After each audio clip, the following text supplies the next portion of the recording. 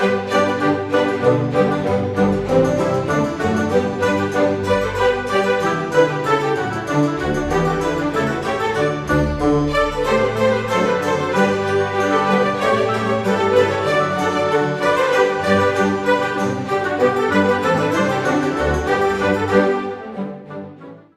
a todos otra vez y bienvenidos a la Iconografía Mola después de este verano tan largo y de las vacaciones.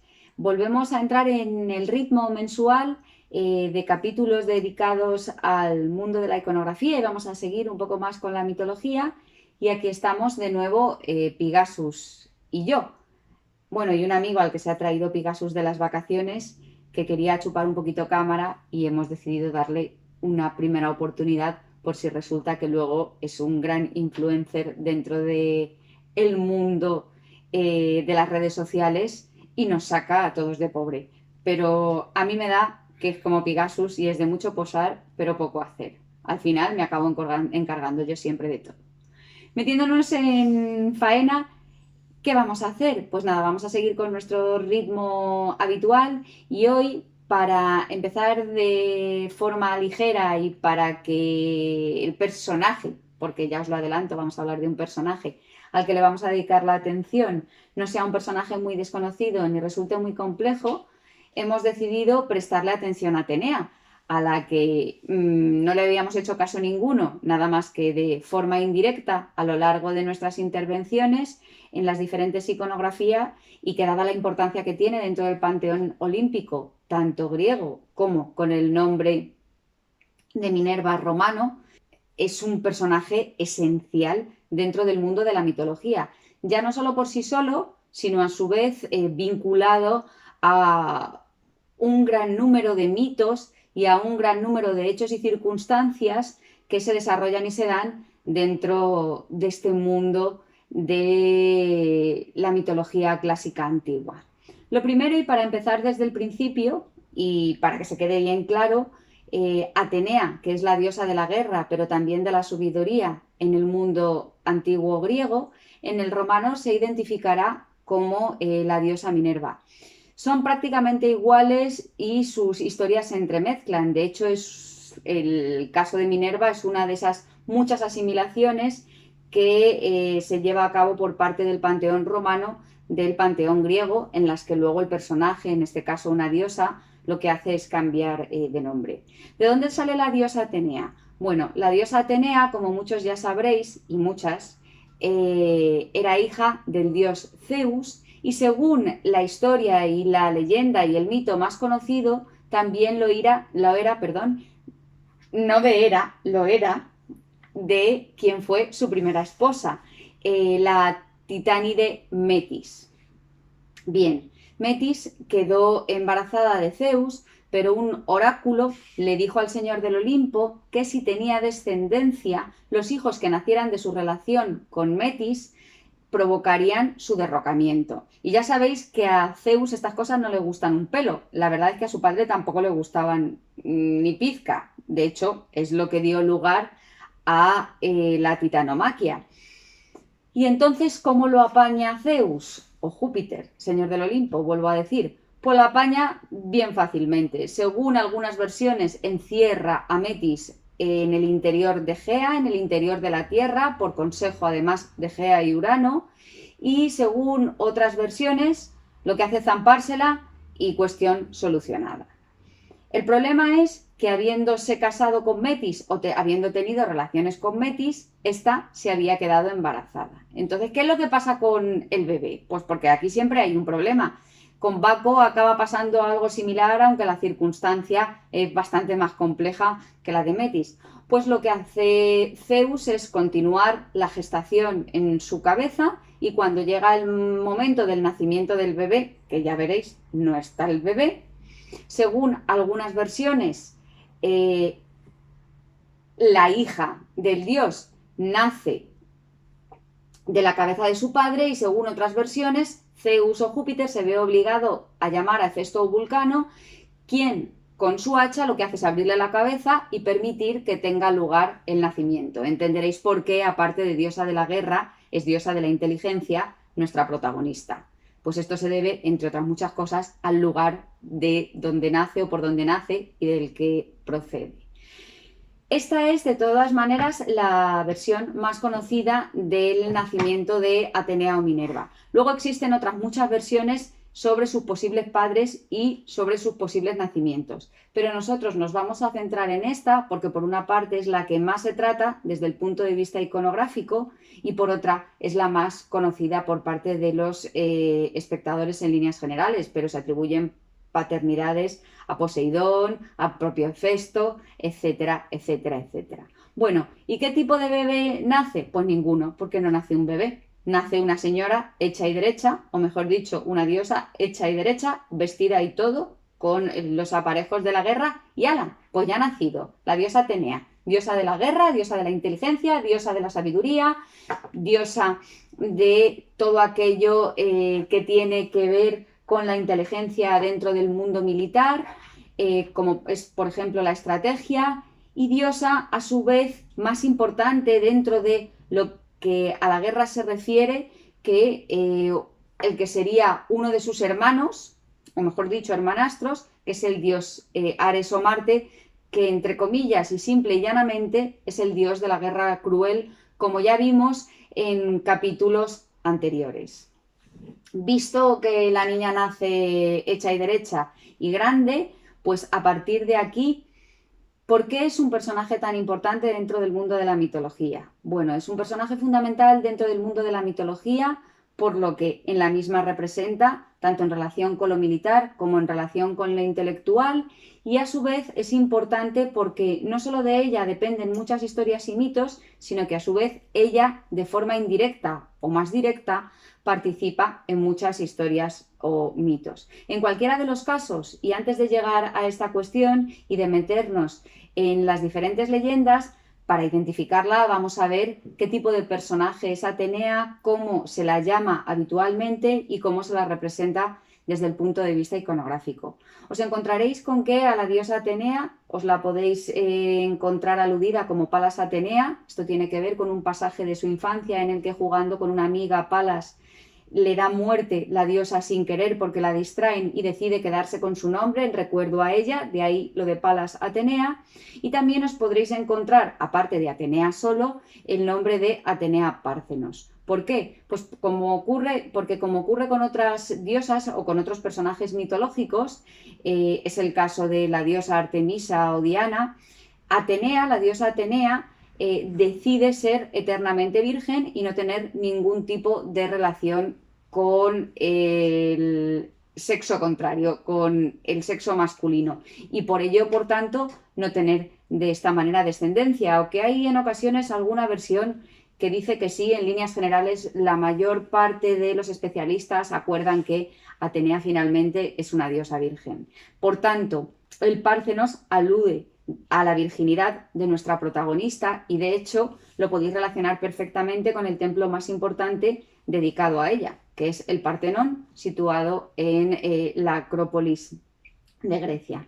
Dicho esto, ya tenemos el nombre. Ahora bien, ¿cómo se la representa? Si es la diosa de la guerra y la diosa de la inteligencia, cosas tendrá que tener que se relacionen con estas cuestiones. En relación con el mundo de la guerra, con el mundo militar, la diosa Atenea, a diferencia de otras diosas clásicas antiguas, habitualmente es representada vestida, suele llevar un casco, esto es fundamental, y además un pectoral, que está en directa relación con la figura de su padre, puesto que este pectoral o esta pelliza que lleva sobre los hombros no es ni más ni menos que la Égira, traspasada por Zeus o Júpiter, en cuyo frente aparece la cabeza de la gorgona Medusa, en cuya muerte ella tiene que ver, en cuya existencia ella también tiene que ver, porque el mito cuenta que la situación de Medusa, que era la única de las mortales de las gorgonas, os lo recuerdo, se debe a haber tenido relaciones en un templo dedicado a Atenea, con lo cual es castigada por la diosa y dotada de este aspecto, y porque además Perseo, cuando le da muerte, con ayuda de la diosa Atenea, hace que este personaje sea fundamental para nuestra protagonista, de manera que la cabeza de la gorgona Medusa también está presente en lo que sería la figura de la diosa. Y en relación con la inteligencia que suele aparecer vinculado a nuestro personaje, pues o una lechuza o un búho o algún bichejo de estas características similar, porque tampoco estoy yo para identificar aves rapaces nocturnas que se relacionan con la diosa Atenea. Pero vamos, búho, lechuza, nos viene dando lo mismo. En cualquiera de los casos es uno de los animales que siempre se ha identificado con el conocimiento, con el saber, con la sabiduría a la hora de tratar esta cuestión y darle alguna figuración mínimamente descriptiva de la misma. Dicho todo esto, ya nos podemos meter con las circunstancias en las que nos podremos encontrar más habitualmente representada la diosa Atenea y por lo tanto que darán lugar a su iconografía y a través de imágenes al desarrollo de sus mitos. Atenea aparece en historias tan importantes como son la de Perseo, lo acabo de adelantar, cuando va a darle muerte a la gorgona Medusa y de lo que ya hablamos en capítulos anteriores. También es un personaje fundamental para otras figuras como es el caso de Orestes.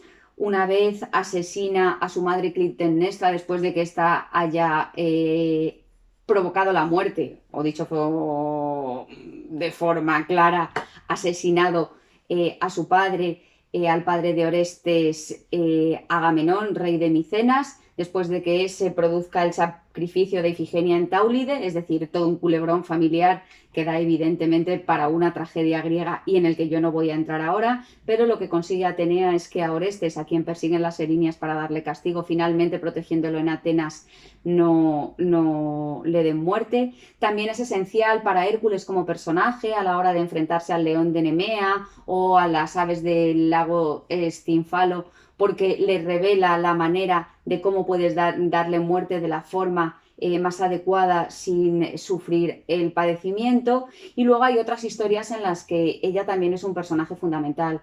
Me imagino que muchas veces habréis oído hablar de la historia de la fuente o el caballo, según otras versiones, y el olivo en la ciudad de Atenas, y esto no es ni más ni menos que un enfrentamiento entre dos de los grandes dioses del panteón olímpico griego clásico, que son uno de primera generación, Poseidón o Neptuno, según su nombre romano, uno de los dos hermanos del señor del Olimpo, del padre de Atenea, y Atenea o Minerva, una de esos 12 dioses fundamentales dentro de lo que es el panteón clásico antiguo de los mundos tanto griego como romano.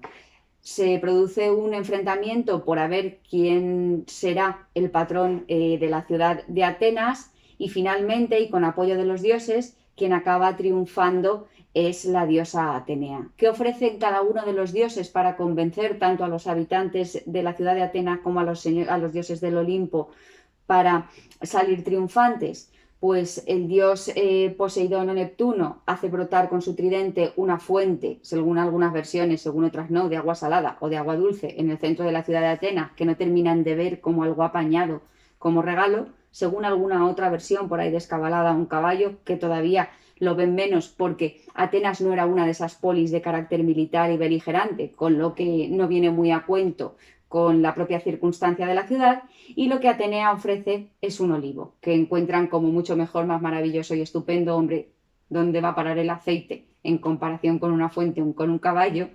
Entre otras muchas cosas, que es lo que verdaderamente convence a los ciudadanos de la ciudad. Esto no solo se representa en la escultura del Partenón, sino que iconográficamente lo podréis ver representado numerosas veces y responde a una de las imágenes más habitualmente tratadas de esta diosa.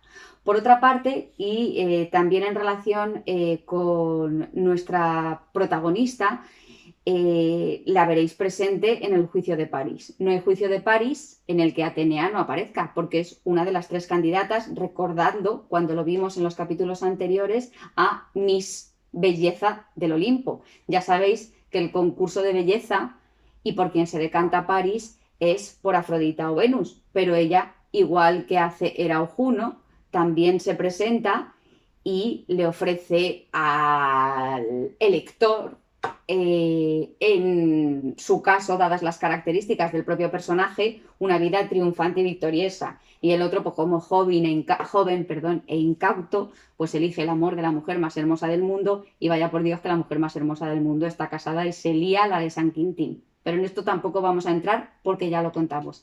Y por último, y seguramente gracias a Velázquez, entre otros muchos artistas, la faceta y la historia que mejor conozcamos todos y que más se conozca por el público en general relacionada con la diosa Atenea o Minerva sea la de la fábula de Aracne, representada en las llamadas hilanderas del pintor, o también fábula de Aracne. Descubrimiento posterior, todo hay que decirlo, en relación con este segundo título del cuadro. ¿Qué ocurre con Aracne y Atenea? Pues ocurre lo siguiente. Esta es una de las múltiples historias que en el mundo de la mitología tratan lo que se llaman pecados o enfrentamientos con los dioses relacionados con la hibris. La hibris no es ni más ni menos que el orgullo, para que nos entendamos, dicho en elegante, en fino y en griego clásico. Entonces, ¿qué ocurre cuando uno comete un pecado de hibris, especialmente si es mortal? Pues que esto no va bien. Las furias, los personajes que representan, mejor dicho, las furias, acabaron mal, y Aracne no va a acabar mucho mejor por intentarse creer, por pensarse a sí misma mejor que los propios dioses, en concreto que la diosa Atenea. Aracne iba constantemente vanagloriándose de que era una tejedora excepcional y de que su proceder y su trabajo era incluso mejor que el de las propias diosas y habitantes del Olimpo. Esto les tocó las narices, para que nos entendamos, a las altas esferas, para que nos quede más claro. Y entonces decidieron darle un escarmiento. Atenea bajó del Olimpo y decidió enfrentarse a Aracne, pero de alguna manera tenía que hacerlo para no ser reconocida, porque si no, seguramente Aracne se habría arrepentido y no habría retado a la diosa de ninguna manera. Así que lo que hace Atenea para engañarla es transformarse en anciana, y entonces va a retar a Aracne a un concurso de tejer. Os sonará un poco a la cuestión de Blancanieves cuando la reina se transforma en anciana, pues un poco de lo mismo, y para que veáis que luego Walt Disney al final no es tan original y que estas cosas ya estaban pensadas en las cabezas de otros, incluso siglos atrás. El caso es que se inicia el concurso de tejer, y no solo es mejor y más veloz la anciana, sino que a su vez teje algo adecuado, mientras que Aracne lo que ha tejido es una historia relacionada con el señor del Olimpo, con Zeus o Júpiter, que alude a uno de sus amores extramatrimoniales, que es el del rapto de Europa. Cuando Atenea lo ve, se pilla un rebote monumental, aunque ya lo tendría de antes, y además se creció cuando salió triunfante del concurso, y decide castigar a Aracne para darle un escarmiento por el pecado de hibris cometido. ¿Y qué hace para con ella? Pues lo que hace es condenarla a aquello de lo que se había vanagloriado eternamente, es decir, a tejer. Y entonces la transforma en araña, y Aracne, desde ese momento y para la eternidad, tejerá sin parar. Es un mito que, aparte de bonito, justifica la existencia de las arañas en el mundo. No olvidéis que además la mitología es de carácter animista y justifica la realidad en la que se vivía en aquel momento, y que por otra parte, dado lo que se representa y lo que se trata en él, alude perfectamente a las cuestiones de hibris y a la importancia de la inteligencia en la vida de las personas. Por eso Velázquez elige esto y no otras cuestiones a la hora de desarrollar su mitología. Pero en ello tampoco vamos a entrar, porque entonces podríamos estar este capítulo 3 días. De manera que, como veis, es un personaje esencial, es un personaje al que se representa mucho, al que podéis ver representado de forma exenta o vinculado a otras historias, en pintura y en escultura, de la misma manera, porque es abundantísima su iconografía, y al que para identificarlo no suele haber ningún problema. Femenino, vestido, con aspecto militar, con la gorgona medusa en el pectoral y la égira, si sois capaces de reconocerla, y por una u otra parte un buito que representa la inteligencia. Y a ello añadido, si forma parte de una historia, otros elementos relacionados con la misma. En el caso de Aracne, pues la figura de la propia Aracne, la verdad es que Velázquez no lo deja muy claro porque no es fácil identificarla, pero en el caso de otros artistas sí. En el caso de Orestes, pues aparece una figura masculina corriendo con la cara tapada y las erinias persiguiéndoles por detrás. En el caso de Hércules es la propia mitología la que narra la circunstancia, etcétera, etcétera, etcétera. Y dicho esto, que ya nos hemos alargado mucho, o mejor dicho, me he alargado yo, porque tanto Pigasus como su amigo infiltrado no han hecho absolutamente nada, pues me despido hasta el próximo capítulo. Os doy de nuevo la bienvenida y os deseo un feliz otoño. Muchas gracias.